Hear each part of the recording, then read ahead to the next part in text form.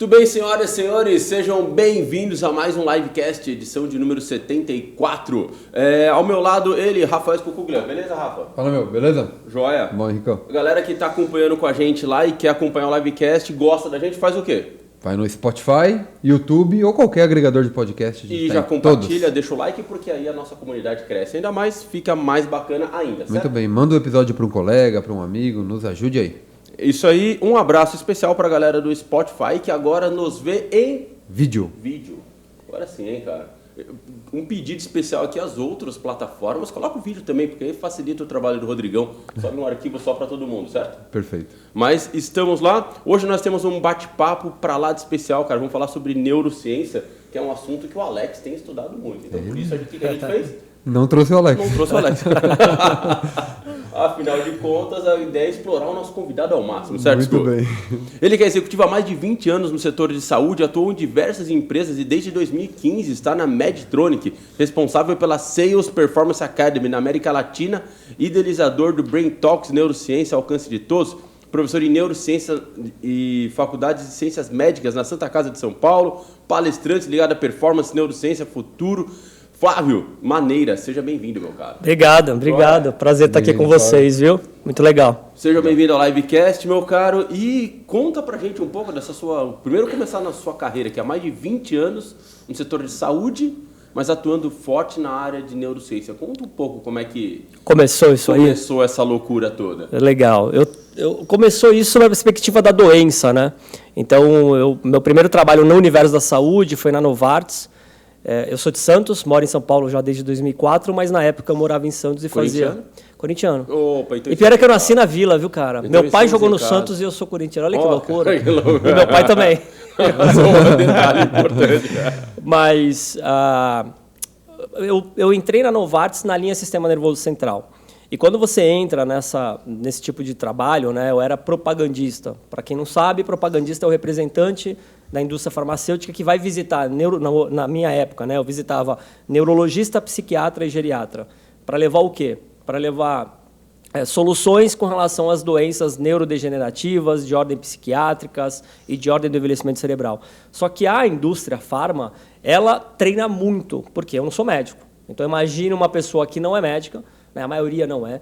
Então, eles vão lá, treinam, o treinamento é bem forte, é um braço forte do treinamento, porque você vai estudar tudo sobre aquela doença, sobre aquele tratamento, e vai levar muito estudo clínico, algumas que são medicamentos que são muito específicos, doenças muito específicas, então, muito estudo clínico para você debater com o médico.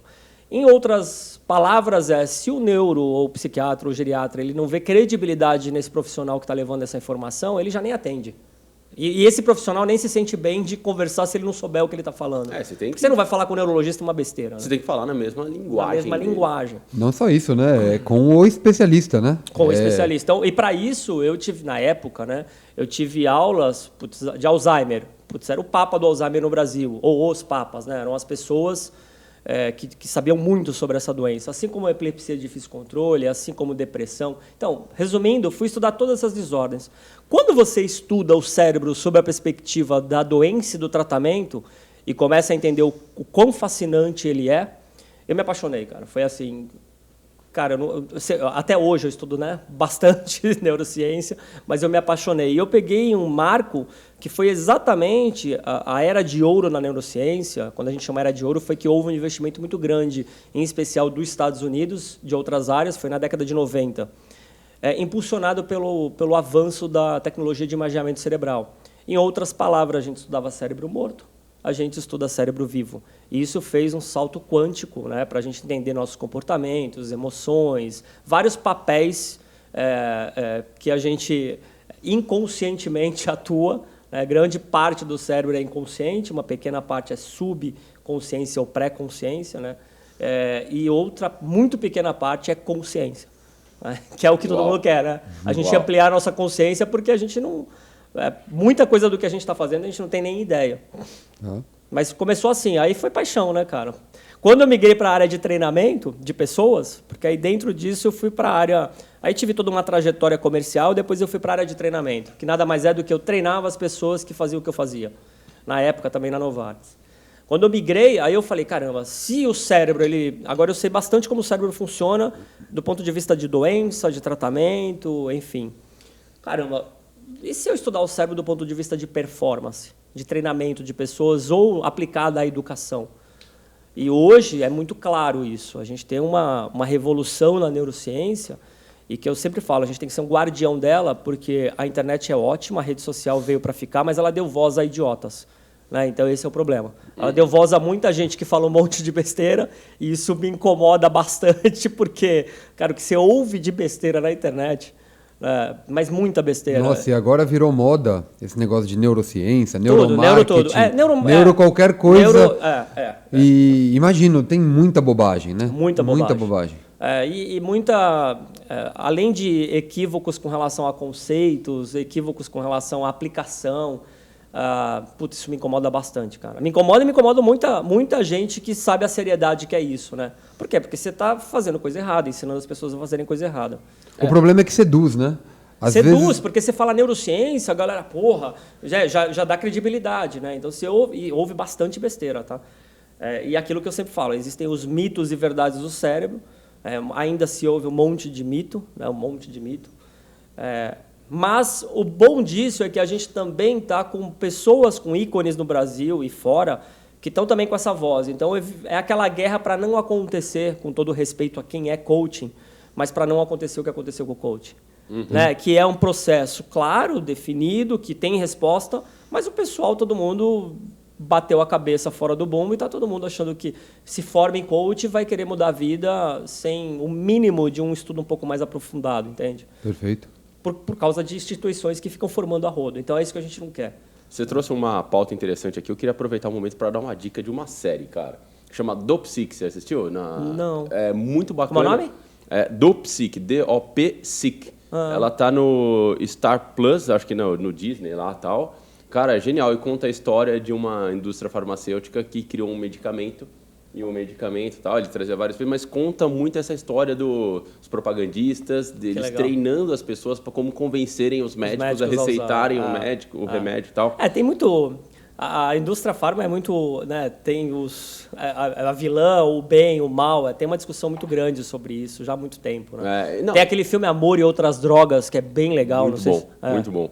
E, bom, mas... Fica a dica pra galera aqui, Amor, Outras Drogas, e o Dopsic pra galera aí. Quem quer assistir um filme ou uma série, hein? Ó, já começamos com 2 dicas.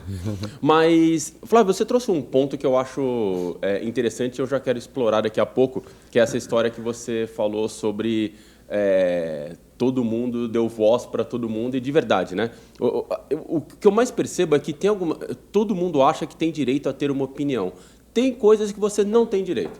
Se eu falar que o estômago fica na cabeça, eu não tenho esse direito de ter a sua opinião, sabe? Não existe essa possibilidade, só que a pessoa acha que tem, e eu tenho que falar, sabe? E se a opinião está errada, se você está usando bases, fundamentos errados, a sua opinião não serve de nada. Exato. Né? E o duro da internet é isso, porque você vai recebendo o número de informações e a velocidade lá, e a pessoa que fala brigando mais, a pessoa que fala... Com mais poder de fala. Com mais, sei lá... Ela tem mais poder de convencimento. Xingando, convencimento, pumba, e vai lá e vira uma verdade, sabe? Isso vai criando, ao ponto a gente questionar se vacina funciona ou não.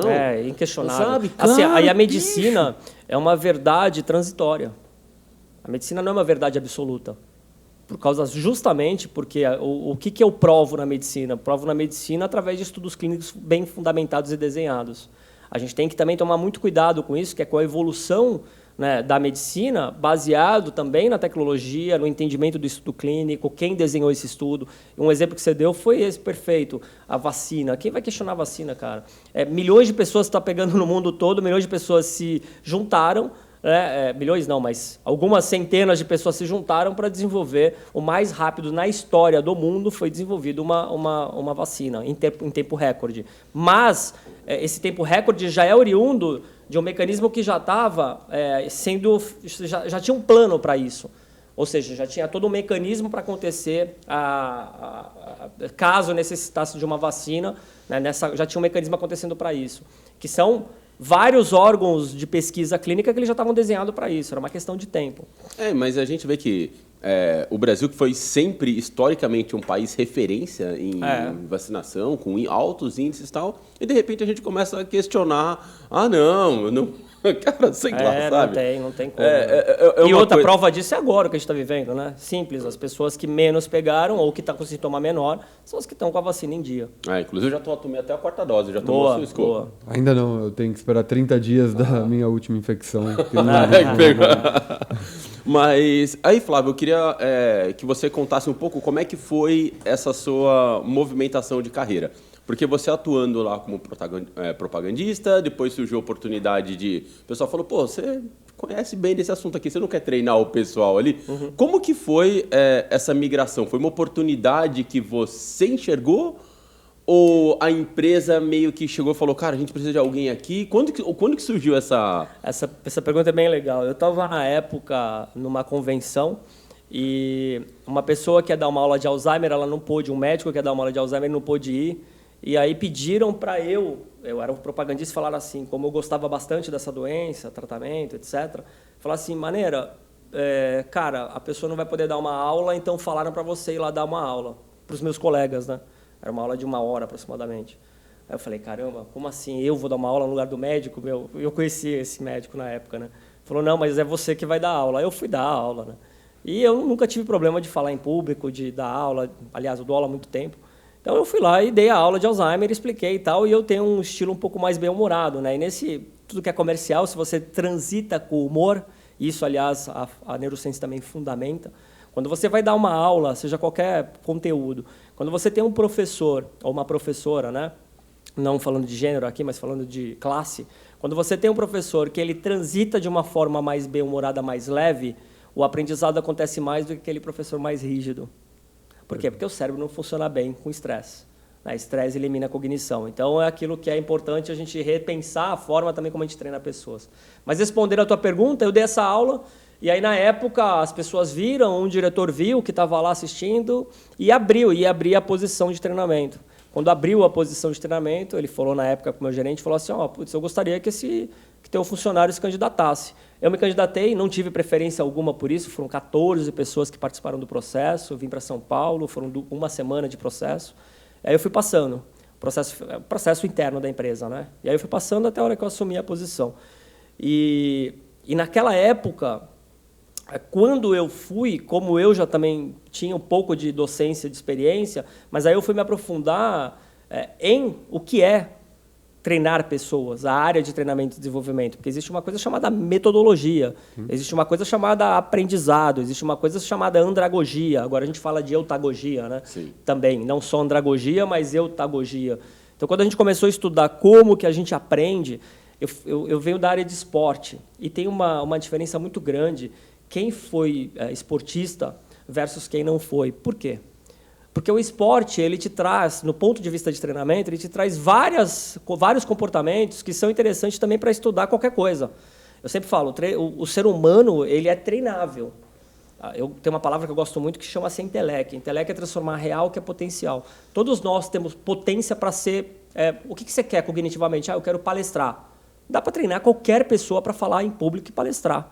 Do mais introvertido e tímido e emocionalmente travado ao mais extrovertido, que é o Joselito sem noção, que tu tem que arrumar, ou a Joselita sem noção, que está cheio. Então, assim, você consegue treinar as pessoas para palestrar bem, para se comunicar melhor. Uhum. E aí, foi assim que aconteceu, cara. Eu me apaixonei pelas duas coisas. Eu já gostava de cérebro, me apaixonei por treinar pessoas, e aí vem vindo várias coisas, né? Eu sou um curioso, então aí veio o fato de eu sempre olhar para o futuro, sempre gostei de estudar futuro. Tenho referências boas com relação ao futuro, Kevin Kelly, Inevitável, que eu acho que todo mundo tem que ler. Enfim, outras... Quando você vai estudar futuro, cara, e os estudos preditivos, eles estão muito mais claros. Eu fiz uma live com um amigo meu, um neurologista, ele tem um livro chamado A Medicina do Amanhã. Tá. O nome dele é Pedro Chestatsky. É um neuro... Sigam ele no Instagram, um cara que faz conteúdo bem bacana. Como é que é o nome dele? Dr. Pedro Neuro no Instagram. O Rodrigo vai colocar aqui na descrição, né, Rodrigo? Legal. E também aproveita e me segue, Flávio Maneira. Flávio Maneira. Também, você já tá ali. E aí, eu fiz uma live com ele no meio da pandemia, porque ele lançou um livro chamado A Medicina do Amanhã. E esse livro, ele fundamenta a gente ter uma medicina ainda focada em tratar doença e não em criar saúde. São coisas diferentes. a gente cada vez mais, a informação, o volume da informação, tudo que a gente está vendo, a gente vai ter cada vez mais uma medicina preditiva, mais proativa, mais parceira, mais personalizada. Esses são dos P's que ele fala. Ou seja, isso aqui vai fazer a leitura, os wearables vão estar com a gente, fazendo uma medição, dizendo como que você está, dando feedback em tempo real, inclusive sistema emocional. A gente já tem hoje, né, através da câmera do celular, você já tem aplicativo que vai fazer, pela microexpressão facial, uma leitura de como está teu humor. Porque somos seres de humores. Sim. E se eu tenho esse feedback em tempo real, quando eu for treinar uma pessoa, aquisição de conteúdo, né, processo de aprendizado do ponto de vista do cérebro, como funciona isso dentro do cérebro, eu vou ter mais eficiência. Eu vou saber, por exemplo, isso é fascinante, foi aí que foi quando deu o start. Eu falei, putz, eu gosto de estudar cérebro, já conheço um pouco, humildemente falando, agora estou na área de treinamento, estudei a área de treinamento e estou olhando o futuro. A gente tem uma educação, diferentemente do que a live, que eu percebo que vocês fazem aqui, né, na Live University, mas é uma educação que trabalhava muito com relação a competências que funcionavam no passado, não o que vai acontecer. Né? Eu chamo isso de essential skills. Quais são as competências essenciais, considerando o mundo que já está chegando aí, o futuro que já chegou? Uma delas é digital skills. Não dá mais para você hoje, seja o que você faz, qualquer cargo que você tenha, se você não tiver incorporado isso.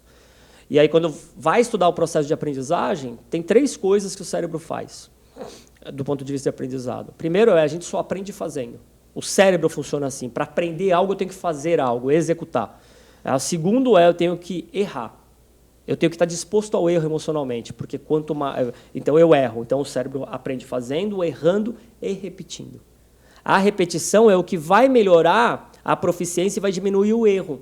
Então, eu, por exemplo, pego um texto... Eu dou aula de comunicação e cérebro, né? Eu dou algumas aulas na Santa Casa. Uma delas é de comunicação, do ponto de vista cerebral. Neurologicamente, a gente não nasceu para ler e escrever. A gente nasceu para falar. Minha mãe, então... Tem uns 8 meses que eu não falo com ela.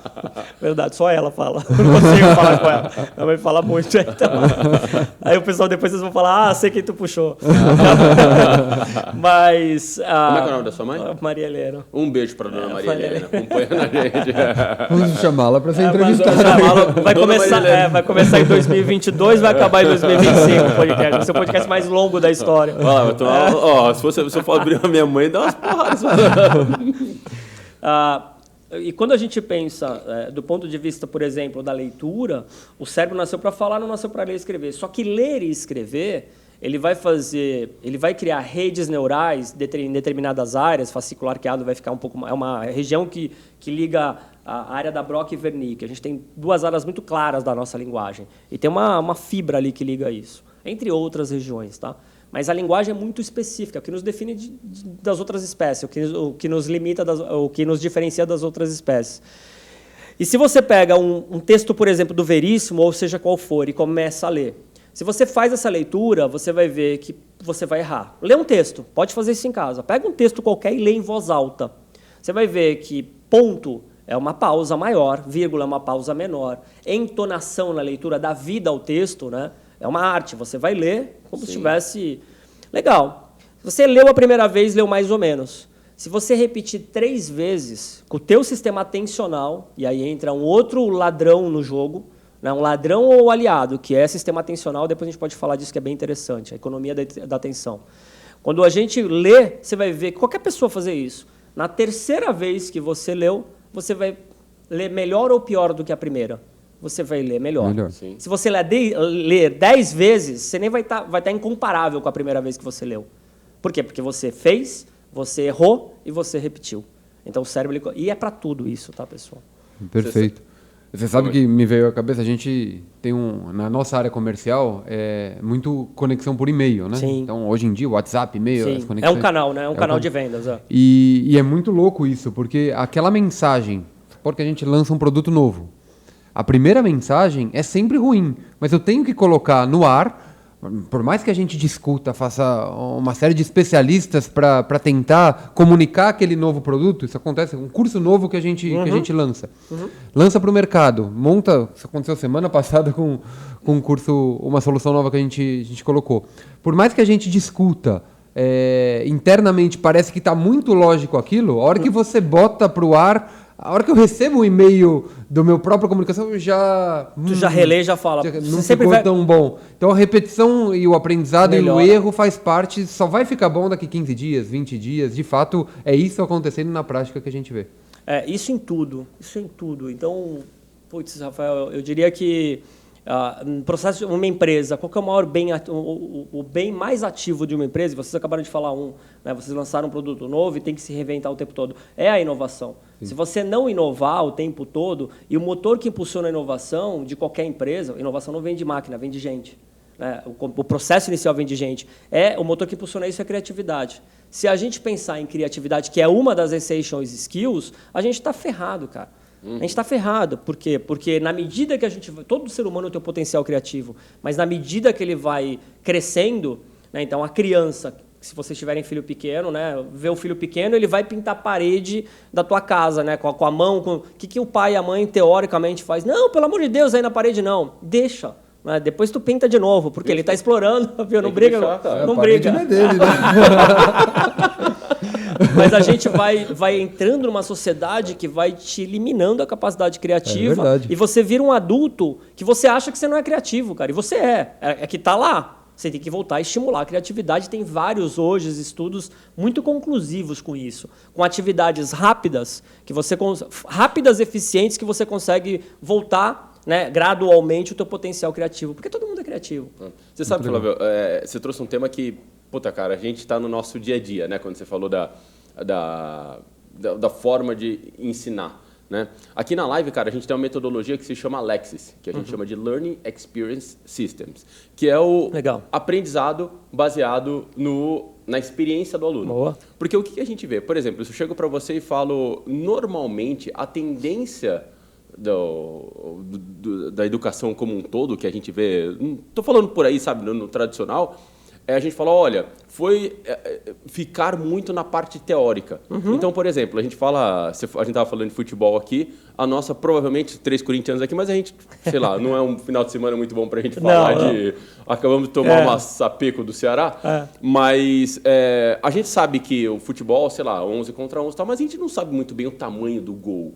A altura do gol, sabe, o peso da bola, sabe? Então, são questões que, muitas vezes, as pessoas, quando vão ensinar uma pessoa, tendem a ir, olha, deixa eu explicar para vocês, vamos jogar futebol? Importante, hein, pessoal? A altura do gol, a bandeirinha de escanteio tem que ter tanto por tanto e tal. Então, são questões técnicas que muitas vezes, tá bom, beleza, a gente sabe que tem tudo isso aqui, mas na prática como funciona? Então, o que a gente tenta fazer? Toda essa parte teórica, muito teórica e no detalhe, a gente oferece para o nosso aluno a bibliografia que, se ele quiser entrar no detalhe. Se você quiser estudar saber exatamente o a gente tem aqui o material e nós aqui internamente a gente estuda isso para poder aplicar. E a gente entende para o aluno no seguinte sentido.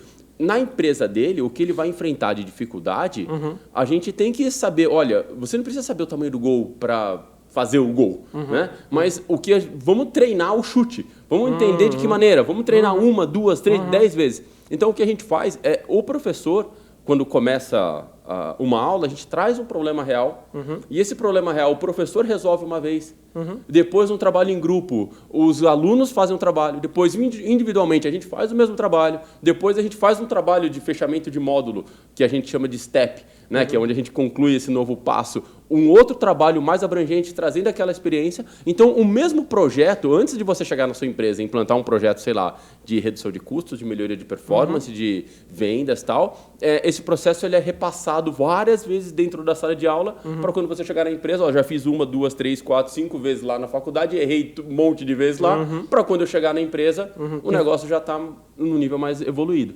Então, essa é a nossa neura, sabe? É fazer com que o aluno comece a errar, testar, errar dentro da sala. Tem uma metodologia chamada PBL, que nada mais é Problem Based Learning, que isso vem de Stanford, da medicina, tal, que é basicamente isso. Então, você coloca problemas e coloca as pessoas em grupos para solucionar, trazerem soluções, e vão pivotando, errando, aí é um processo de melhoria natural. Você falou uma coisa importante, que eu sempre gosto de trabalhar com os dois eixos. Eu acho que prática, sem dúvida, mas teoria também é importante. Aí vai da decisão, vocês colocam para adultos, você escolhe se você quer ir atrás, está aqui. Né? Da teoria, vai. Depende muito da área. Na área que eu atuo, na área da saúde, vou dar um exemplo. A gente trabalha com sistemas muito complexos, tá? de equipamento, e está em uma tendência de robótica. Né? Quando a gente pensa, a cirurgia era aberta, hoje ela é fechada via vídeo, né? E agora via robô. Então já está, essa é a evolução. Sempre vai ter cirurgia aberta, porque você sempre vai ter um tipo de acidente, um trauma, sempre vai existir a cirurgia aberta. Mas ela está migrando para a cirurgia via vídeo, já é quase todas, e agora via robô. Quando você pensa nesse universo, é muito importante, por exemplo, um vendedor, no meu caso, nesse setor, que ele tenha aula clara de anatomia. Porque as pessoas que sabem especificamente a anatomia de uma determinada região, ele vai fazer o make sense. Então, o que eu quero dizer? Aí eu chego aqui, então está a anatomia, está o procedimento cirúrgico e está aqui o produto. Beleza? Então, você tem um canal de vendas que vai conversar com o cirurgião. O vendedor, que é o que eu treino, que ele sabe que a aula de anatomia, que aí falando, entrar na teoria, Sim. ele pode saber usar o produto para fazer uma cirurgia bariátrica, ou torácica, ou cerebral, seja o que for. Mas aquele que sabe mais anatomia, o conceito, ele vai navegar melhor disso porque ele faz o make sense na cabeça. Em outras palavras, eu acho que o aluno esperto, né, a pessoa que está ali no PBL, que está pegando na prática, é a diferença, pessoal. E isso eu sou chato pra caramba. Eu fui na Singularity University em 2019, antes da pandemia. Eu fiz uma imersão lá nos Estados Unidos, dentro da NASA. Então, fui estudar com todos os professores mais incríveis de áreas mais interessantes que eu pude estudar. Uma delas, microbioma, robótica, neurociência, inclusive. Cara, os alunos que melhor se saíram lá na universidade, que foi uma imersão, e as aulas eram de 45, 50 minutos, também tudo isso, com um monte de case, então era bem nesse estilo. Tempo, falava, dava aula, depois era case em discussão, mudava, várias atividades relacionadas à cognição. Os alunos que melhor se saíram durante as aulas eram aqueles que tinham a base, que estudaram a base, o livro, por exemplo, microbioma. Quem mais entendia de microbioma se saiu melhor porque leu não sei quantos livros sobre microbioma. Né? Então, eu sempre falo, é um diferencial. A prática é o que vai trazer solução, mas você ir atrás do conteúdo, entender o centímetro do gol, entender o tamanho da bola, ter minimamente uma aula de física, né, para você. E aí é o que você falou, que eu acho que é o que fecha, é o treino. Mas o que incomoda é o inverso. É só a teoria como se bastando, né? Perfeito. Só a teoria ou a prática mal desenhada. Isso. Porque o que eu vejo, para mim, o eixo que fecha isso é metodologia. Isso serve para a gente. A gente aprendeu a aprender errado. Olha que forte. A gente aprendeu a aprender errado. Não foi intencional. Nossos pais, a educação... Um exemplo da educação. Não aqui, tá? Mas a gente está falando da educação geral. Né? Educação geral a gente tem uma escola com carteira e aluno de 1.700. Que é anti-aprendizado, tá? Então, eu coloco um monte... hierárquico, né? Eu coloco carteira e coloco um professor lá, 40, 50 alunos com um professor lá falando e 40 alunos separados em carteira. A estrutura, né? Da arquitetura, eu estou falando. A gente tem um professor de 1999, ele não chegou no ano de 2000, com todo o respeito aos meus colegas, mas a gente tem professor que está desatualizado. E a gente tem um aluno de 2022. A conta não fecha. Um professor desatualizado, uma estrutura do aprendizado anti-aprendizado, porque... A coisa mais importante que a gente tem para mudar hábito, só para ficar claro, somos seres de hábitos, certo? Certo. Os hábitos determinam nossos comportamentos. O que é um comportamento? É um conjunto de hábitos. Hoje a gente sabe como que se constrói um hábito, cerebralmente falando. Se eu sei como se constrói um hábito no teu cérebro, eu sei como destruir um hábito. É caminho inverso, engenharia reversa. Então, se eu sei como que é consolidado um hábito ou uma memória, legal, tem esse caminho, acontece isso. O que é determinante para isso acontecer? O ambiente. Agora, olha só como que vamos elevar o nível. Não é o ambiente só externo, é o ambiente externo e o ambiente interno, o teu corpo. O cérebro ele faz uma coisa muito clara. Ele recebe informação do meio, ele processa essa informação e reage. É isso que o nosso cérebro faz de uma forma simplória, embora seja muito complexo. O que é a informação do meio? É isso aqui. Aqui a gente está tendo um monte de estímulo, nossos órgãos sensoriais, todos eles, inclusive o olfato, mesmo que não seja claro, está entrando um cheiro aqui inconsciente. Então é olfato, é luz, é tato, tudo isso está recebendo pelo meio, estímulos, internamente no teu corpo. Agora, os estudos mais conclusivos eles dizem o seguinte, as pessoas que performam melhor cognitivamente têm um corpo, têm um estilo de vida mais saudável. Claro, É óbvio. Se eu como melhor do ponto de vista nutricional falando, se eu durmo melhor, se eu tenho atividade física instalada como um processo não de ser sedentário, regular, se eu não fumo, se eu bebo pouco, aliás, depois a gente pode falar de bebida, que é muito interessante. Se eu bebo pouco, e claro que meu cérebro e meu corpo vai funcionar melhor. Os sensores estão ali. Tá preservado. Né? E aí é o que a gente tem. As pessoas querem performar na vida profissional e esquecem que para eu performar na vida profissional ou de estudante ou para estudar, eu também teria que performar na vida pessoal. Porque é um cérebro só, galera. Então não adianta você hoje não expandir tua consciência sobre os seus hábitos. Por quê? Vai atrapalhar a tua cognição. E aí eu vejo um monte de gente, com sobrepeso. Então, se tu ficar no peso ideal, tu vai ser melhor profissional. Mas qual a relação toda? Porque é teu corpo, né? Sobrepeso ou bebendo muito. Não estou falando só de peso, estou falando de ou sedentário. Ai, não, mas eu trabalho muito. Cara, eu também trabalho muito, só que 1 hora por dia eu vou para academia. Que nem leitura. Eu falei para vocês para concluir, porque senão vocês vão entender porque eu sou filho da minha mãe, mas assim, a leitura, desde os 32 anos, eu estou com 47, desde os 32 anos eu leio todo dia. É inegociável comigo leitura. Não, mas todo dia, galera, sábado, domingo, todo dia. Estava aqui, cheguei aqui mais cedo, estava lá no cafezinho fazendo a minha leitura. 7, eu chego mais cedo, eu vou dormir mais tarde, eu leio todo dia. O caminho, se tem uma coisa que as pessoas precisam fazer, é colocar leitura. Né? E quando eu falo, existe uma diferença muito grande da leitura física num livro, e estudos também mostram isso. Tá? Quando você lê um livro físico, papel, é diferente de você ler por enquanto ainda talvez isso melhore, mas é diferente. Ih, olha o meu Kindle indo embora. Não, por quê? Eu Kindle uso pode. também. Não, eu uso também em avião, né? Quando eu estou em avião, para não carregar peso tudo. Mas existe uma diferença se você pegar um livro e ler no ambiente, tudo, e pegar e ler ele digitalmente. Porque eu fui o último a adotar, eu acho, o Kindle aqui dentro. Eu acho que eu fui o primeiro.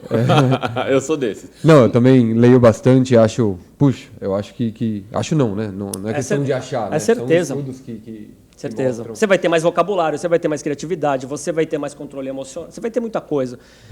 E a segunda coisa que... Se eu puder ter 3 dicas, Flávio, 3 dicas. Uma é leia, inegociável. Jogue xadrez. Né? Você tem aí o 23 do basquete, eu tenho aqui meu cavalo, né, da peça de xadrez, tatuado, porque Cara, xadrez perto Tô indo bem, né? Tô indo bem nas 2 dicas. Xadrez tem que jogar. A diferença é muito grande de pessoas que jogam xadrez versus quem não joga. E não tem idade, tá? Mas não existe velho para aprender a jogar xadrez. O teu cérebro funciona, o nome disso é neuroplasticidade, a gente tem independente da idade. Então, jogue xadrez. Se você tem filho pequeno, passou de 6 anos, compra um tabuleiro, compra um livro. Se você não assistiu, assista o Gambito da Rainha. Muito bom. Muito bom. É isso. E a última treine comunicação. Mas comunicação num contexto amplo da palavra. O que é treinar a comunicação? Você é o que você comunica. E existe uma dicotomia que a gente acha que a gente é o que é. Olha que loucura isso. Você acha que você acha que você é. Então, só que não. Você é o que é percebido pelo meio. Não adianta nada você me falar que é assim, X, Y, Z, se você não, no meio que você convive, você não é percebido como X, Y, Z. Então, é conseguir se desapegar dessa síndrome de Gabriela, que nasci assim, eu sou assim, vou morrer assim, e entender que não, você pode mudar, todo mundo pode mudar, depende da metodologia. Muito bom, muito bom. Você já viu, Henrique, lá eu visitei o seu LinkedIn aqui antes de começar? Eu te assinei. Já me aceitou? E é um vídeo ali o seu... Sim, 30 segundos. Já viu isso? Que dá para pôr no LinkedIn, ao invés da foto ali, um vídeo? Isso saiu faz pouco tempo. Muito Poucas legal. pessoas sabem disso. Inclusive, eu fiz uma live com uma amiga minha sobre isso. Assim que o LinkedIn liberou, eu falei... Porque tem um algoritmo ali por trás. Sim. Isso é uma boa dica que você deu. Que eu sempre falo, galera, se você tem... Primeiro que as pessoas usam o LinkedIn errado, né? Onde é o vídeo? Aqui, ó. Que legal. E aí, 30 segundos. E aí, as pessoas usam o LinkedIn de forma errada. Porque o LinkedIn não é para procurar emprego, para se... Não, é conteúdo, como as outras redes sociais. Quanto mais você colocar conteúdo de acordo com o universo e com o setor que você atua ou que você quer atuar... Aliás, eu só entrei na Medtronic e pus um vídeo meu. Olha que loucura que eu postei no LinkedIn. Eu postei um vídeo meu de um congresso que eu palestrei, aí pegaram um pedaço de um congresso que eu falo que treinamento está tudo errado. Uma fala minha no congresso, peguei um vídeo de 2, 3 minutos e joguei no LinkedIn. A Talent, eu estava muito bem onde que eu estava na empresa, a Talent Acquisition dos Estados Unidos estava procurando uma vaga no Brasil da empresa que eu trabalho, e ela viu meu vídeo. Aí ela fala português e inglês, era uma americana, mas ela, o pai ou a mãe, não lembro, é brasileiro, então ela sabia português. Ela ouviu eu falando, o meu chefe atual, né, ela chamou meu chefe, estava passando por trás e falou assim, cara, olha o que esse cara está falando, eu estou procurando candidato para a vaga no LinkedIn, o que esse cara está falando? Aí meu chefe falou, ela traduziu, porque ele não é americano, aí ele falou assim, eu estou indo para o Brasil, eu quero conversar com esse cara. Ou seja, a minha recolocação foi por causa de um vídeo, né? E as pessoas exploram pouco comunicação, que é, em especial, estudar voz, cuidado com a tua voz, tem especialistas nisso. As pessoas, às vezes, ficam anos com uma voz sem trabalhar. Então, é voz, é corpo, postura. Né? As pessoas que têm uma comunicação mais coerente entre o que fala. Hoje, nos dias de hoje, eu estava conversando aqui antes, é sintético, né? Uma capacidade de síntese. Por quê? Está tudo muito ágil, cara. Não dá para você fazer... Então, é capacidade de começo, meio e fim. Quem lê mais consegue estruturar começo, meio e fim de forma mais inteligente. Né? Muito, muito bom. Ali naquele videozinho que eu li, e acho que eu assisti, tem uma frase sua que acho que foi forte, assim. Você se declarou um eterno desconfortável pelos modelos tradicionais de educação. Sim. De gestão. De gestão? De gestão. O que você mudaria? O que te traz desconforto e que dica você daria, então, para a gestão, não para a educação, em relação a modelos tradicionais? Para a educação, O primeiro a primeira é ambiente. É as pessoas entenderem que somos seres emocionais. Né? Tudo que você faz, qualquer tomada de decisão nossa, seja motora, ou seja de pensamento, ou qualquer coisa que você faz é emocional. Ela começa no sistema emocional e termina no sistema emocional. Então, se você entender isso, você vai entender como que eu vou transitar nesse modelo emocional. Então, vou dar um exemplo. Você prefere ter uma aula num ambiente que nem esse ou num ambiente mais frio, né, do ponto de vista da arquitetura? Num ambiente com mais estímulo. Mas isso de vez em quando eu me pego pensando nisso. O modelo tradicional funcionou durante tanto tempo, nos trouxe até aqui, por isso se tornou tradicional, né? Não é à toa que se tornou a referência e o jeito que nós todos aprendemos no passado é o mesmo que vem sido desde o século XVIII, que nem você colocou, mas eventualmente é por isso porque funcionou. Porque, de uma certa forma, qual foi o gatilho que nos faz entender que não funciona mais? Por que temos que revolucionar tudo por necessidade? Assim? Boa pergunta. Então, pensa o seguinte, a gente tem duas revoluções, né? Na verdade foram várias, mas uma revolução que é antes da era industrial e agora após. Tá? Impulsionada pela tecnologia da informação. A forma como a gente se relaciona, trabalha, como a gente faz tudo, mudou completamente. Sim, mas o cérebro é o mesmo. O cérebro é o mesmo. Isso. Mudou completamente. Então, quando você pensa em modelos de gestão, não dá mais para fazer um business plan, ou quem tem uma empresa, sem pensar num Canvas. Canvas BMG. Sim. Então, você vai botar aqueles 9 box, não dá mais para você fazer qualquer coisa no planeta, você até pode ser uma opção de escolha, sem você estar no mundo digital. Então, entender, não estou falando que talvez os modelos tradicionais não funcionaram, mas que, para a gente operar no mundo de hoje, a gente tem que repensar os modelos que a gente coloca as coisas. Em especial na educação, na gestão, no treinamento. O treinamento é para a mesma coisa que a educação. Não dá mais para treinar as pessoas, Rafa, como a gente treinava. Funcionou. Para o passado, para o teu pai, para o meu pai, funcionou. Bota o teu pai e meu pai, se eles se tornaram obsoletos, se eles não se atualizaram, se eles conseguem emprego. Não vão conseguir. Então, atualização, update constante. OKR, Design Thinking. Vou dar um exemplo. As pessoas não sabem o que é Design Thinking. Design Thinking é aplicável para tudo.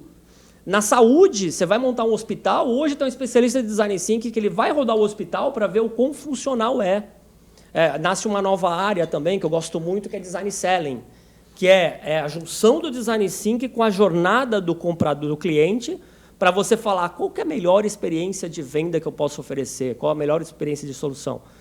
Então, eu entendo que o futuro que vem, ele não permite mais ficar pegado aos modelos tradicionais antigos, em especial de gestão, de liderança de pessoas, de treinamento, liderança de pessoas. Cara, as pessoas leem o Monge, nada contra, né? Mas falam assim, eu estou estudando liderança, o que você está lendo? O Monge Executivo. Vontade de dar um tapa na cabeça da pessoa. E, Como assim um monge executivo, e cara? o pior é que terminou o livro de 150 páginas, sei E lá, você e acha já que é é especialista especialista. em liderança. É. Né? Então, isso me incomoda bastante. Não é liderança, é tudo, né? Tá, é um exemplo. É um exemplo. Mas o que mais, para mim, fica gritante nisso são duas coisas. É modelo de gestão. Então, para mim, por exemplo, OKR ou Design Think. É a mesma coisa de metodologias ágeis, né? Todo mundo fala. Existe uma distância muito grande das empresas que falam que estão colocando metodologias ágeis, né, Scrum, por exemplo, e que, de fato, estão sendo efetivas na metodologia ágil por uma questão cultural. Porque muita gente fala, eu já fiz a transformação digital na minha empresa. Legal, o que você faz? Me dá os índices. Quando você pega dado, número e vai ver, nada, não tem nada, não fez nada. Ele colocou um site responsivo e disse que é transformação digital. É espuma, né? Tudo espuma. Não sei se eu respondi. Respondeu, claro. Respondeu. Eu queria que a gente trouxe alguns pontos aqui que você foi falando, eu fui marcando aqui. Eu queria que a gente explorar um pouquinho mais. Primeiro ponto que você comentou um pouco sobre o esporte, né? Eu, de fato, adoro esporte. Perdi muito peso. Cara, eu era grande, perdi muito peso. Correndo, fazendo corrida de rua. Que é mais democrático que tem, né? Você não tem como fazer desculpa, né? Corrida, você bota um tênis e vai correr em qualquer lugar. E você sabe que eu nasci numa geração que, quando você trouxe alguns pontos aqui, eu achei legal. Eu vim numa geração gamer, né? Então, eu era daqueles que, cara, você quer me deixar feliz, era me colocar jogando videogame. Sim. Né? Vamos jogar um FIFA aí, hein, meu? Deixa você começar com 2. Joguei muito FIFA. FIFA 2022 começa com 2-0 já. Eu vou buscar, hein? Vamos pro Call of Duty, hein? Vamos pro Call of Duty. Mas a gente tava... E eu nasci numa geração que tava acostumado a ter uma missão, um objetivo, uma conquista. Porque o videogame é assim. Sim. Né? Eu gostava de pegar aquelas fases very hard que você pulava, era super difícil Black, conseguir. né? Você deve ter jogado Black, do PS2. Muito. E era fanático nessa ideia de ter o objetivo e tal. Quando eu comecei a correr, e a corrida, quando você falou que é o mais democrático, de verdade, uma coisa que eu percebi é que eu jamais ia ganhar. Porque sai um queniano lá na frente, acabou. Então, já era. A primeira coisa, já vi que... Eles treinam com leões, né? Então, já falei, bom, então eu já... E eu comecei de fato, você percebe que é uma competição contra você mesmo, né? Você fica todo o tempo ali, por mais que depois de alguns anos correndo, né? Eu já corro há mais de 10 anos, eu aprendi a controlar um pouco disso, porque a gente, na vida profissional, a gente é tão cobrado por metas, o número, o horário, a performance. Então, a gente está gravando podcast aqui, já vai para o Rodrigo lá, que a gente vai ficar vendo depois se ele fez os cortes, se deu bacana, como é que ele subiu, a hora que subiu, se foi no meu... Então, a gente já está tão acostumado com esses indicadores que no esporte, na corrida, eu tentei puxar um pouco o freio de mão e falar, Henricão, segura a onda aí, não seja tão competitivo. Mas esse ano consegui concluir meu ciclo de correr as 6 maiores maratonas do mundo. Legal, então foi uma conquista bem bacana aí. Legal. Mas parabéns. E de fato sempre me incomodou um pouco no esporte por um detalhezinho que você passou rapidamente que eu queria que você explorasse um pouco mais. O Skull corre também e sabe como é. Todo mundo chega para mim e fala, gente, Henrique, eu não consigo correr. Eu falo, por que não? Meu joelho dói. Minhas costas dói. Mas a minha também dói. É normal, assim, sabe? Sim. É assim mesmo. O processo é assim mesmo. Sim. Né? E quando a gente fala de zona de conforto, né, das pessoas saírem da zona de conforto, por que eu vou sair da zona de conforto? Você está tão confortável, sabe? Sim. Meio... O cérebro nos impulsiona a ficar ali, porque... Sim, total. E as pessoas falam, mas eu tenho muito tempo. Você falou, mas eu trabalho. Eu também trabalho. E eu saio de casa e vou para academia, vou para corrida. Ótima colocação sua. Primeiro que o cérebro, ele convida a gente... É uma briga eterna, tá? Sempre vai ser. O instinto do cérebro, que é o mesmo cérebro dos sapiens de 200, 300 mil anos atrás... Já tem estudos que chegam a 400, né? Mas o cérebro, ele é o mesmo. Não mudou nada. Qual que é o instinto básico dele? Sobrevivência. Reptiliano, né? Sobrevivência. Então, exato. Então, nem reptiliano só, mas é sobrevivência. Tem já os níveis mais... Se a gente parar para pensar, é muito difícil, porque sistematicamente... Primeira coisa, a gente tem que entender algumas questões. Primeiro que o nosso pensamento e nosso comportamento tudo é sistêmico, não é linear. É não linear, totalmente não linear. Uma coisa impacta na outra, que impacta na outra, que impacta na outra. Então, tudo nosso é muito sistêmico e muito complexo. Primeiro o cérebro ele quer te deixar tranquilo. Ele não quer ameaça. qualquer mudança para o cérebro não é interessante.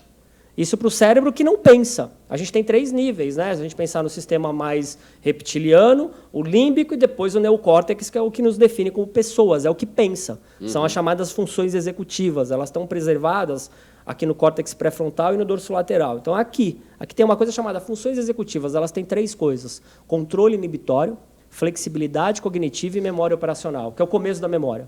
Legal. Então, essas 3 funções, ela acontecem com a gente, com o humano.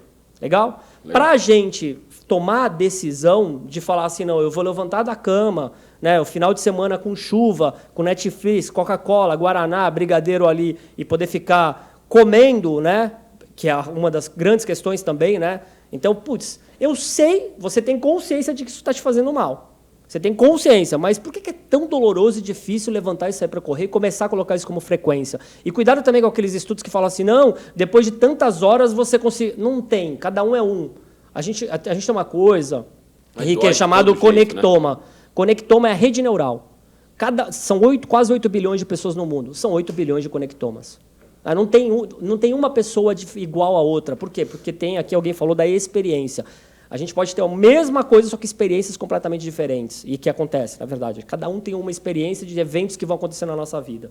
Então, a primeira coisa, sim, o cérebro ele é preguiçoso, ele não quer. Como você constrói isso? Dando significado ao que você vai fazer. Por isso que falam que meta é importante. Significado emocional, engajamento emocional. O quanto isso te desconforta emocionalmente para te mover à ação. A gente sempre ouviu isso, eu ouvi dos meus avós, vocês também. O que as pessoas mudam pelo quê? Pelo amor ou pela dor? 99% pela dor, não pelo amor. Né? Então, você tem que sofrer uma dor grande, em saúde, isso é muito comum. A pessoa muda de hábito de vida quando ela infarta, quando ela acontece alguma coisa. E você citou uma coisa que falta inteligência sistêmica. Flávio, quais das essências skills que mais te preocupa? As do pensamento, as do ordem relacional de pensamento. Relacional porque somos seres relacionais. É geracional, tem uma geração que está se relacionando menos com pessoas. E isso é preocupante no futuro, galera, porque a gente precisa disso aqui, ó. A gente precisa um do outro para sobreviver. Em todos os contextos e setores. Isso aqui é impagável. Né? A gente está junto, é muita coisa que envolve aqui quando a gente está com pessoas. Né? Em vários online contextos. Não substitui, né? Não.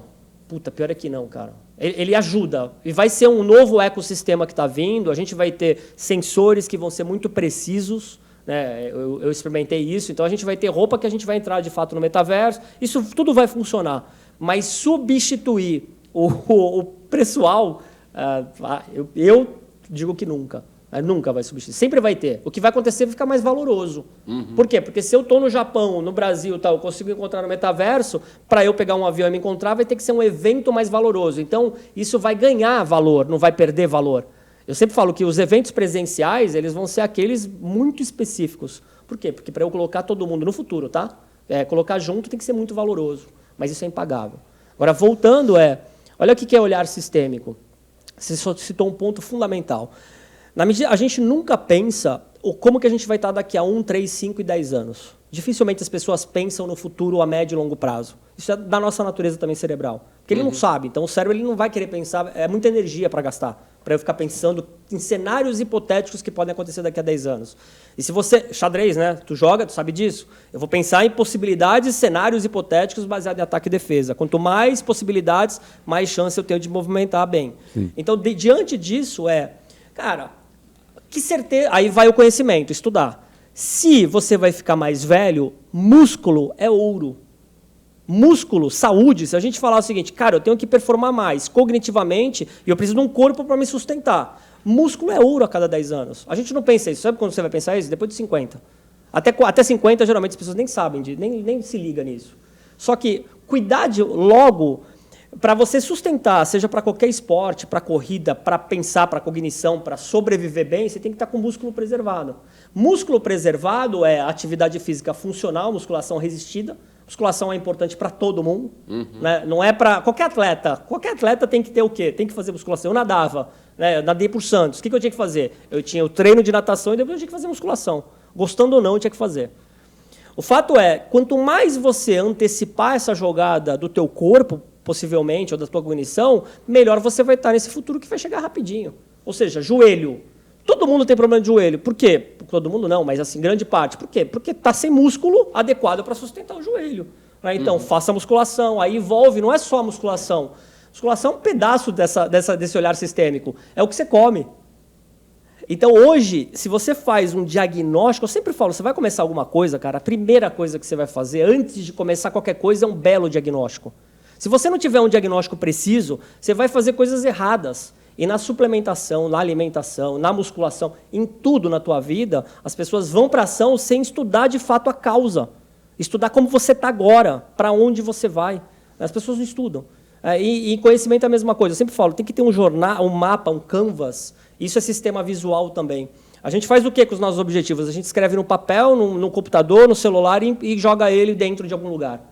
Se você não estiver vendo isso para o teu sistema visual, estou falando de córtex visual, cérebro, a chance de você se perder dentro daquela rota é muito grande. A minha casa é cheia de canvas, cara. Tem um monte de canvas lá, eu sou meio maluco. Então tem um canvas de não sei o quê, tem um canvas de não sei o quê. Porque esses canvas são que eu olho todo dia. Mas, Flávio, aí que tá. Se você tivesse que contratar uma pessoa, montar uma equipe, você daria prioridade nas contratações de pessoas que fazem esporte, então? Daria. É algo que você leva em consideração? Sim, e as empresas já estão olhando isso. Eventualmente, até em detrimento, por exemplo, de alguma competência que a pessoa não aí você tem que fazer o balance. Aí de você repente, fala, bom, ele não sabe tanto, eu ensino aqui, mas é uma pessoa de performance, de desempenho. Aí você tem que fazer o balance. Entendi. Mas é algo que você considera hoje quando você vai contratar? Sim. Alimentação, hábitos saudáveis. Porque é muito burro isso, né? Aliás, as empresas elas estão medindo isso. Os wearables, as empresas de saúde, Henrique, Rafa, o que está acontecendo? Elas estão. Vai mudar completamente o plano de saúde que a gente conhece. Isso em pouco tempo, tá? Quando eu falo pouco tempo, é 10, 15, 20 anos no máximo. Então, plano de saúde você vai pagar menos se você tiver mais saúde. Você vai pagar mais se você tiver menos saúde. Eu estou dizendo para as empresas que tiverem plano de saúde. Então, para a empresa que paga o nosso plano de saúde, ela vai querer o quê? Pessoas mais saudáveis. E você trouxe um exemplo de wearable, que você falou do Apple Watch. O Apple Watch, eu acho que é um exemplo de um produto que se transformou totalmente, né? Totalmente. Porque ele era um produto baseado meio geek, né? Que tinha hoje um negócio não. Putz, ele funciona aqui, você vê... Hoje em dia ele é quase produtividade. De saúde, né? Produtividade e saúde. Mas eu vejo que é um caminho sem volta isso. As pessoas, cada vez mais, terem mais consciência sobre... E entender que tu é responsável, não é ninguém, né? É você, cara. Vai correr. Agora é aquilo. Você também tem que entender que existe a tua biologia. Coisa mais importante de tua biologia. Tem gente que quer correr, que não tem uma biologia para correr. Todo mundo pode correr? Então, acho que não. Não. Tem gente que talvez até pode, todo mundo pode correr. Mas talvez, aí você tem que entrar no elemento prazer. Eu gosto de nadar. Eu tive acidente de moto, meu joelho é todo ferrado, minha perna ficou pendurada, tal. Se eu corro na rua, eu gosto de correr, se eu corro na rua eu não consigo, por uma questão mecânica, de joelho, pelo menos até colocar prótese. Agora, se eu corro na esteira, beleza. Então, você tem essa dimensão, tá, eu não consigo correr, legal, mas você tem esporte relacionado à água, você tem milhões de esportes, né? Você tem em academia e fora de academia. A questão não é isso, acha alguma coisa que emocionalmente te motiva, te leva à ação e vai persistindo nisso, porque quando você ressignifica com o olhar do emocional, lembra que eu falei que emocional é tudo? Tem que achar o emocional que vai fazer você agir. Porque a minha pergunta é nesse sentido, né? Se é esse encontro do emocional que faz a diferença, porque esses atalhos, e principalmente a gente começou a falar de pseudociência, né? Que está lotado por aí, quem leu Carl Sagan lá atrás, sim, porra. Fala só sobre... Mas coloca no Wikipedia, pseudociência lá no Wikipedia. Uhum. Cara, sim, mais de 50% fácil, para não chutar mais alto, é tudo relacionado à medicina, à saúde... A biologia. A porra toda. Por que o cérebro é assim? Por que ele busca esses atalhos ao invés de enfrentar de frente, assim, de enfrentar o fato de que vai ter que correr, vai ter que sair às 5 da manhã, que faz parte, o difícil faz parte da conquista? Por que é tão sedutor os atalhos e as receitas milagrosas? A resposta está no começo da tua pergunta. O sistema emocional ele é desenhado para isso. E a gente tem uma formação psíquica. O desenvolvimento cerebral... Na verdade, a psicologia e a neurociência elas andam de mãos dadas, tá? Elas não competem, elas cooperam. Mas eu não sei quem já viu... Tem uma série forte que fala bastante disso, que é This Is Us. É uma série legal, alguns de vocês estão ouvindo, talvez já viram essa série, que é uma, tipo, que é uma constelação, é melancólica, você tem que estar bem emocionalmente, porque ela é forte, ela é toda, né, é uma novela melancólica, mas ela é boa se tu for estudar psicologia. Então, do ponto de vista da influência, a gente, quando é pequeno, a gente tem uma influência que vai, e aquilo que eu falei, às vezes os pais, a escola, tudo não é intencionalmente, mas acontece. A gente vai colocando um monte de traumas. E esses traumas vão ficar não resolvidos quando a gente ficar adolescente, depois vai ficar adulto, ficam traumas não resolvidos. E isso forma o teu psique emocional. Então, a pessoa que tem gagueira, por exemplo, pode ver, muita gente que tem problema de fala, provavelmente foi instalado na infância, na segunda influência. Qual que é a primeira? É família. É família, de uma forma geral, o primeiro psique nosso, quando a gente está na família. Quando o segundo é escola. A gente nasceu para estar em grupo. Por isso que os adolescentes, as crianças, andam iguais, com quem se identifica. A gente não anda com o diferente. Por isso que diversidade está tudo aí, né? Por quê? Porque o diferente faz a gente repensar para resolver problemas complexos. Mas a gente não gosta do diferente, a gente gosta dos iguais. Aquilo lá de que casal o oposto se atrai, porra nenhuma, é o contrário. É quem pensa e gosta da mesma coisa que vai sobreviver mais tempo. A gente gosta de game. Pô, vamos jogar Call of Duty. A gente vai ficar lá, eu também gosto. Eu não jogo tão bem Call of Duty, mas FIFA. Então vamos, a gente. Por isso que chamou FIFA, né? É lógico. Mas a gente vai ficar. E eu diria que, Flávio, qual que é a quarta dica, então? A quarta dica, e também não menos importante, é estude emoção, o papel das emoções na nossa vida. E aí tem várias referências, uma delas é Antônio Damasio, tem vários livros, mas quando eu falo emoção, é neurobiologia, é bioquímico da emoção. Você sabia que dependendo do café que a gente tomou hoje cedo, eu tomei um café preto, né? Dependendo se eu tomei com adoçante ou não, muda completamente o aprendizado, em minutos. Se eu tomei com açúcar ou não, muda em minutos. A síntese do sistema emocional é muito grande, cara. Então é muito grande, é muito complexo isso. Se você consegue ter veículos emocionais, né, baseado em bioquímica, a mesma coisa, quem é pirado em Coca-Cola, vou dar um exemplo. Se coloca uma lata de Coca-Cola ali, a pessoa é muito viciada em Coca-Cola, só de ver a lata de Coca-Cola, teu sistema dopaminérgico já soltou, já pulou dopamina. Só de ver. Ocitocina, se a gente se abraçar aqui, a ocitocina já regula. Então tem um monte de coisa química que as pessoas não sabem. E tem a ver também com cores. Cores feitas. Por isso que isso... são muitas áreas, cara. Tem uma área que está nascendo que eu gosto muito, que é neuroarquitetura. A gente falou, né, de neuro não sei o quê, mas tem uma área que é neuroarquitetura. O que ela faz? Eu conheço especialistas nessa área. Uma amiga minha, ela mora na Suíça, brasileira, ela é especialista nisso. Ela vai ver, esse ambiente é para quê? Então, ela vai criar o ambiente, inclusive do ponto de vista da arquitetura, né, dos móveis, tamanho, disposição, cor, tudo isso é pensado baseado no que você quer com o teu filho, ou com o aprendizado, ou com o trabalho que você faz. Fantástico, né? Antônio Damasio é do Erro de Descartes, né? É isso aí. Esse é difícil de ler, hein? Esse é difícil. Mas eu não recomendo começar por ele, né? Alguém devia ter me recomendado isso, porque eu fui encarar, mas é brilhante, né? É brilhante. Se você digitar no YouTube Antônio Damasio, você vai ver várias aulas dele, várias palestras, que eu acho que é por onde eu começaria. Mas o livro é genial. Espetacular. Flávio, se você tivesse que dar a sua opinião pelo seu ponto de vista, por que a gente vive num momento tão grande de número de pessoas com casos de burnout no trabalho? Suicídio. O suicídio aumentou demais. Mas eu não sei, eu vou dar minha opinião, tá? Eu, particularmente, durante a pandemia, eu senti muita falta do escritório. Sim, eu também. Eu sou... Na Live a gente tem um modelo híbrido, então a gente tem alguns dias que as pessoas ficam em casa, alguns dias que as pessoas vêm para o escritório. Eu tenho a sorte de morar perto do trabalho. O que é ótimo, de carro ou de moto, muito perto. Mas, Rodrigo, por exemplo, quanto tempo você demorou hoje para vir cá? Acho que 1h30. Uma hora e meia de casa para cá, você pega 1h30 para voltar, então são 3 horas de trabalho aí, então você vê que... no meu caso foram 18 minutos. O meu foi 9, vim de moto também. Então a gente vê que, de certa forma, a gente é mais privilegiado que ele de estar numa região mais próxima aqui de onde a gente está gravando e tal. Mas, de certa forma, durante a pandemia, uma das coisas que eu sentia muita falta é de estar ao lado das pessoas que... Cara, de fato, eu me divirto e adoro estar ao lado do Scu, do Alex, de toda a minha equipe, porque são pessoas que eu trabalho há anos e anos, sei lá, quanto tempo eu trabalho com o Scu? Te faz bem. 8 anos. 8 anos junto. E é muito legal, cara, porque a gente vem junto, trabalha, toma café. E esses escapes que você tem, né? Por exemplo, você toma um café, vai fazer uma piada, vai brincar. Esses escapes entre a produtividade se torna mais produtivo. Não o contrário. Então, assim, o fato de você estar com um problemaço, você tem que sair do núcleo desse problema e vai tomar um café, dá um sarro, tira, dá uma risada, num ambiente diferente, volta. Parece que vem, né? Aí vai vir um insight para trazer uma solução. Sexta-feira aconteceu comigo uma coisa engraçada. A gente está gravando aqui na segunda, para quem está acompanhando a gente, no dia 18 de julho. Sexta-feira passada, eu tive 4 reuniões online seguidas e 4 reuniões presenciais. E foi muito engraçado que as reuniões presenciais todas atrasaram.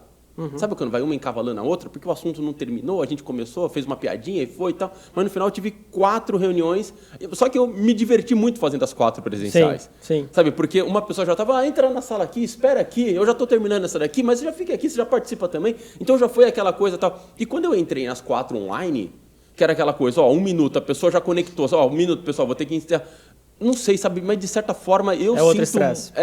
Eu senti que eu desliguei uma pessoa sem ter muitas vezes me despedido adequadamente, como eu fiz na presencial, sem ter falado, sei lá, sabe? É diferente. É diferente, eu senti, mas eu vejo, até um abraço para o meu amigo Bruno, lá do Mercado Eletrônico, ele fez um post aqui no LinkedIn, onde ele colocou para o pessoal fazer aquela votação do pessoal, ver se eles gostam mais do... Presencial do online. Presencial, do online ou do remoto. Cara, e deu brutal da galera que quer o... Não, quer... O online? Só online. Que prefere brutalmente só online. Acho que depende muito da natureza do trabalho, a grande massa, né, se a gente pensar em população... Porque eu acho que tudo tem os prós e os contras, né?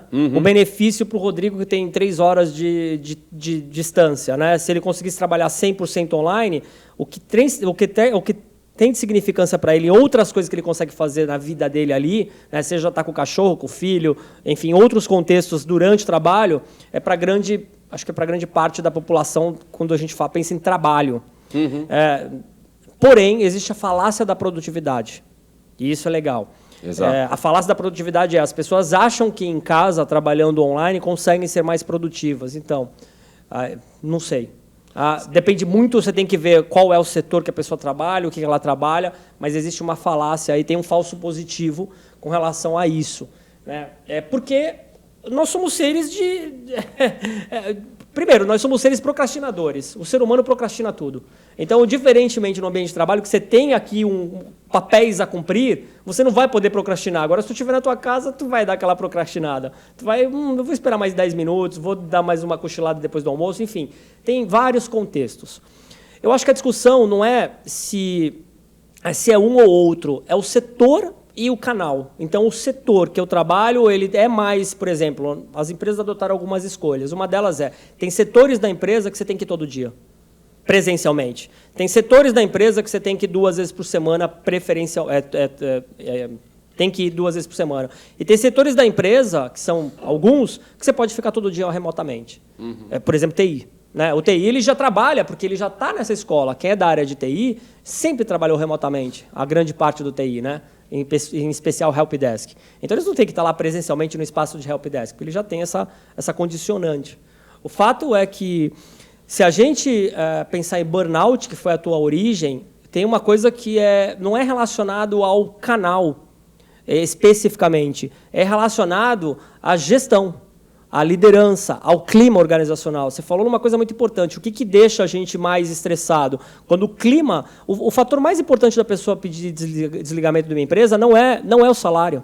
É o último elemento, não é o último, mas é o quinto. A pessoa sai de uma empresa, quando ela toma a decisão de sair, ou é por causa do chefe direto ou é por causa do clima. Esses são os dois... Clima, eu digo equipe e clima. Ela não gosta mais do clima da empresa que ela trabalha.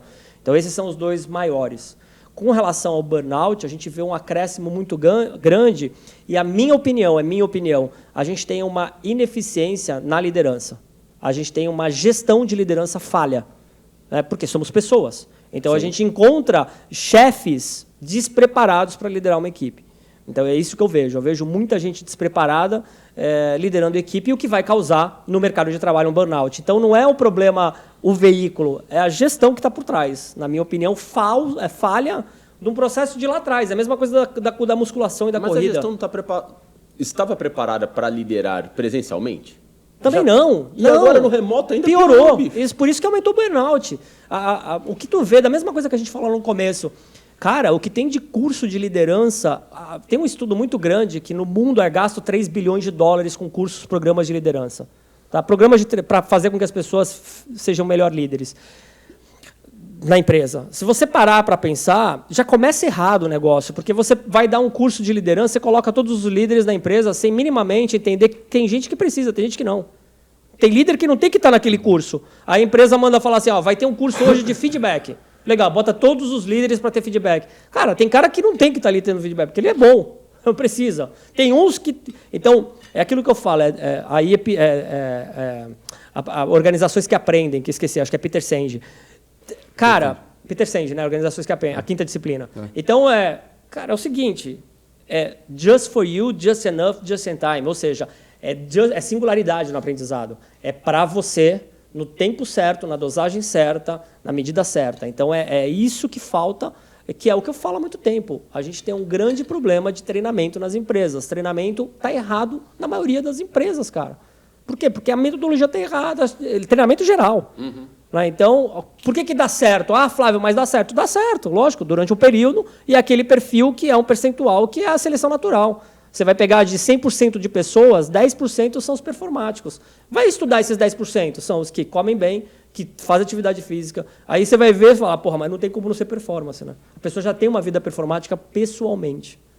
O Skull trouxe um aspecto durante uma gravação de um podcast da questão do home office, que é aquela história de todo mundo ficou mais produtivo, né? Não, agora eu estou produtivo. E, eventualmente, a pessoa que não estava mais produtiva, ela se sentiu mal também. Sim. E eu, de verdade, me perguntava, cara, eu tô me sentindo pior, bicho, mas todo mundo tá melhor, então tô errado, cara. E é de verdade, né? Acho que rola um pouco disso. É que nas grandes metrópoles, como São Paulo, Rio, o fator trânsito, ele tem que ser um KPI colocado ali, porque é muito estressante, né? Então, você pega alguém que fica 3, 4 horas num trânsito, né, e ela parar, ela não ter esse tempo, né, para poder estar produzindo. Eu conheço muita gente no trabalho que é no papel de mãe, né, que tem filho pequeno, que o trabalho... E aí a mulher ela tende a ser um pouco mais, às vezes, depende da mulher, mas um pouco mais organizada nisso que o homem. Né, se a gente pensar em geracional também, as pessoas mais antigas, né, a mulher, ela adorou, porque o papel de mãe de trabalho, então ela consegue estar no trabalho dela organizada e estar com a filha, com a família. Né? É que também tem que ter um ambiente, lembra do ambiente? As pessoas criaram home office, ela não tinha uma estrutura para home office, não tinha cadeira.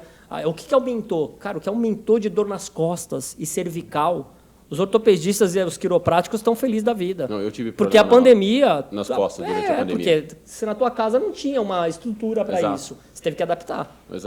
Exato. Flávio, cara, a gente está chegando no momento agora em que a gente faz momento que a gente faz as mesmas perguntas para todos os convidados. E a primeira pergunta que eu faço é se você tem alguma frase de impacto que de alguma forma marcou a sua carreira que você lembra assim.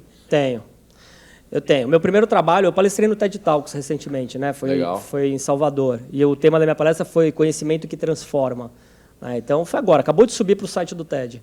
E já está lá no... Está no TED. Tá só digitar Flávio Maneira, TED já vai aparecer. O Flávio, Rodrigo vai colocar para a gente aqui na descrição. Legal, a galera pode assistir. São 12 minutos, uma palestra de 12 minutos.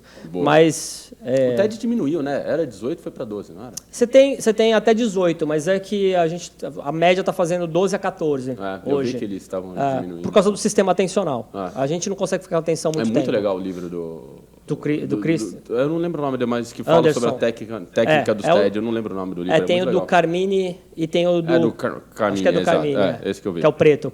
Legal. Capa preta. Muito bom esse livro. Mas, enfim, tem uma frase, sim, que é todo mundo quer ser bom, mas poucos estão disponíveis para os sacrifícios necessários para serem excelentes. É de um livro chamado O Livro da Sabedoria, do Baltazar. Eu li faz muito tempo, é um livro pequenininho, mas essa frase me impactou, porque na época eu treinava, nadava, trabalhava... Meu primeiro trabalho foi no posto de gasolina em Santos, lavando carro. Tinha 16 para 17 anos. Então tem toda uma história que eu não vou contar porque eu falo no TED, mas assim, cara, eu acho que assim, legal, você pode escolher ser bom, ser médio, ser ruim, você pode escolher o que você quiser. Se você escolher ser excelente no que você faz, vai dar trabalho, cara. Você vai ter que estar disponível ao sacrifício para isso. O que eu posso afirmar é que depois que você consegue, se você tem metas e corre atrás e acorda cedo e faz o que tem que fazer, estuda. Porque estudar, o processo de estudo é doloroso, velho. Estudar, eu estudo todo dia, leio pra caramba, tenho que estudar uma área, eu estudo mesmo. E é doloroso. Só que depois que você consegue, a recompensa vem, né? Então, eu acho que é recompensador. Da mesma forma que é muito doloroso, é muito recompensador quando você consegue atingir uma meta sua.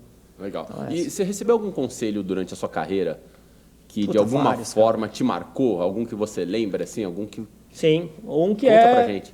Um conselho que eu tive não tenha medo dos teus erros, né? Vá para ação, seja um executor, sempre faça. Quem que deu esse conselho pra você? Oi? Quem que deu esse conselho? Foi um pra você? senhor, cara. Foi um senhor que trabalhava, que eu conto no TED. O link tá... Mas foi um senhor. Ele falou para mim, falou assim, ó. Enfim, ele viu uma situação, aí ele me falou, e foi o cara que me estimulou a começar a ler. Porque eu era um moleque, não lia, né? Então ele falou, ó, lê e ó, deixa eu te falar uma coisa, negocie com os teus erros, porque tu vai errar, a gente vai errar. E foi legal isso, porque a gente vai errar pra caramba, cara. E vai continuar errando. O fato é saber emocionalmente lidar com o erro e corrigir essa rota, né? Bom. Uma competência profissional que você acha que todos deveriam... Digital skills. Todo mundo tem que entender de digital skills. A galera não sabe fazer vídeo. Não dá hoje para você não mais fazer vídeo, cara. Você tem que fazer vídeo. Você tem que saber se comunicar e fazer vídeo curto. Isso é um caminho sem volta e cada vez vai ser mais relevante. Legal. Cara, assim, mais de 50% das pessoas que sentam aqui, a gente faz a mesma pergunta e deu inteligência emocional como principal, ou cita inteligência emocional. E aí eu quero aproveitar, não é do script a gente fazer perguntas aqui, mas eu queria saber a sua opinião. Inteligência emocional ficou muito popularizado a ponto das pessoas não entenderem o que é? O termo faz sentido, não faz sob uma perspectiva Ótima científica? pergunta. Não faz sentido sob uma perspectiva científica, faz sentido sob uma perspectiva de marketing, de venda de livro, né? Mas científica é gestão emocional ou emocionalidade, né? Gestão da emocionalidade. Esse é um termo mais aceitável, digamos assim, porque, de fato, é muito complexa a emocionalidade. Eu acho que você acertou. Eu acho que ficou muito popular o termo. Então, é fácil, rápido, bonito falar não, todo mundo precisa de mais inteligência emocional. Sim. Na verdade, sempre precisou, sempre vai precisar, porque somos seres emocionais. Então, isso é do ser humano. A questão é que o treino para isso também não é tão fácil. As pessoas falam, tenha mais inteligência emocional. O que eu faço, né? Beleza, e aí? Então, é aquilo que eu falei. Para ter mais inteligência emocional, você vai ter que estudar química dos alimentos, porque o que tu come vai mudar a tua emoção. Tu vai ter que estudar ambiente, porque o ambiente não existe... Essa é legal. Não existe mudança de hábito sem mudar o ambiente. Você só vai mudar um hábito se você muda o ambiente que aquele hábito acontece. Para tudo. Eu quero emagrecer. Você tem que mudar a porra do ambiente. Se tu continuar no mesmo ambiente, você não vai conseguir. Então tem que mudar alguns ambientes. Não é mudar. É muito difícil, é impossível mudar um hábito sem mudar o ambiente. E na emoção é a mesma coisa. Muito bom. Muito bom. A próxima perguntinha, alguma coisa que você mudou de opinião recentemente, que você considerava como certo e mudou de opinião? Que todo mundo tem que ser digital. Porque eu conheço gente que... Aí eu tive conversas com várias pessoas e falam, eu discordo. Tem gente que não vai ser digital, não tem Instagram, não tem porra nenhuma, não tem nada e está monetizando. É verdade. Eu acho que assim, são escolhas. Eu acho que... Aí eu me arrumei. Eu falei assim, para mim é uma grande desvantagem competitiva você não estar no mundo digital, onde que o ecossistema está no digital. Tá. Então, você não ter o LinkedIn, não fazer o vídeo de 30 segundos, para mim é uma desvantagem competitiva. Mas isso não significa que você não pode ser um baita profissional e ser recolocado por outro meio. Porque eu sempre falo que a gente é pago por nossa raridade. A tua desejabilidade, do teu desejo no que você faz, o quão raro você é para fazer o que você tem que fazer.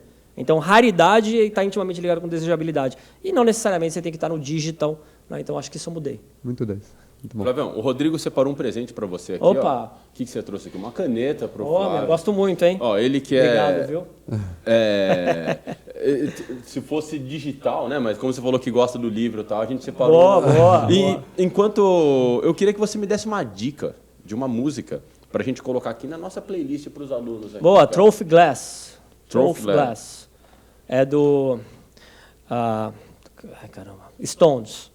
Trophy Glass dos Stones. Essa daqui? Ó. Isso aí. Tá na mão, tá encontrado, tá na nossa playlist. Flavião, a galera que quer bater um papo contigo e o encontra aonde? Cara, eu sou super acessível. @Flávio Maneira. Tu vai estar no Instagram. Vai ter o evento, posso falar do evento? Vai ter o evento Brain Talks, que eu já fiz o convite pro Alex, fica para vocês, é bem legal, cara. Legal. É um O que evento é o que evento? Conta um pouquinho do evento. É um evento de neurociência ao alcance de todos, essa é a pegada. É trazer o termo. Então, eu trago palestrantes, são 3 palestrantes. Acontece na Cal Coworking, que eles são apoiadores, é um espaço de economia criativa colaborativa ali perto do Shopping Morumbi, na rua Jaceru. Legal. Então, é um espaço Meu grandão. Um espaço grandão. E ali tem uma arquibancada. Então, a gente convida as pessoas. O evento dura 3 horas aproximadamente, mas são 3 palestras de 20 minutos cada. Acabou a palestra, todo mundo que está lá assistindo pergunta para os palestrantes, tem uma interação com o palestrante sobre o tema explorado. E depois disso, a network. Então, cerveja, Heineken. É bem intimista, então a gente coloca 70 no máximo pessoas. Legal. É um evento mais intimista. Então a gente tem que começar a fazer aqui também. Na Pô, demorou. O Brain Talks é um sucesso. Na verdade, eu fui convidado para o Shark Tank, cara. Eu não fui por outras opções relacionadas ao trabalho. Que legal. Mas era para ele apresentar no Shark Tank, não vai rolar agora. Mas a ideia do Brain Talks é crescer. E aí virou o podcast. Então todo mundo que palestrou no Brain Talks, depois a gente faz o podcast e conversa. Poxa, legal, que É bacana. um evento bem legal. O próximo vai ser dia 3 de setembro. Já está quase acabando as vagas, por incrível que pareça. Porque Quem quiser participar e quiser saber mais informações... braintalks.com.br. Legal. E o podcast? braintalks.com.br Também tá lá. tá Aí lá. você vai lá, Brain Talks Podcast. Você acha Tá em no- qualquer plataforma. Tá no Spotify, tem tudo. E aí, a gente deixa o que a gente faz nesse momento, passa mais trabalho pro Rodrigão meter Pra link aí colocar embaixo. lá, demorou. Vamos colocar o link. Enquanto tem espaço, vai link. Legal? Valeu. Flavião, obrigado Obrigado. pelo bate-papo. Muito Valeu. obrigado. Obrigado. Tempo Obrigado a voou vocês. de verdade. Valeu. Galerinha, que tá curtindo a gente, deixa aquele like, compartilha, faz tudo que... Nós estamos em todos os canais. É isso aí, Sco? Isso aí, beleza. Até a Forte próxima. abraço e até a próxima. Valeu, tchau, tchau. Valeu, tchau.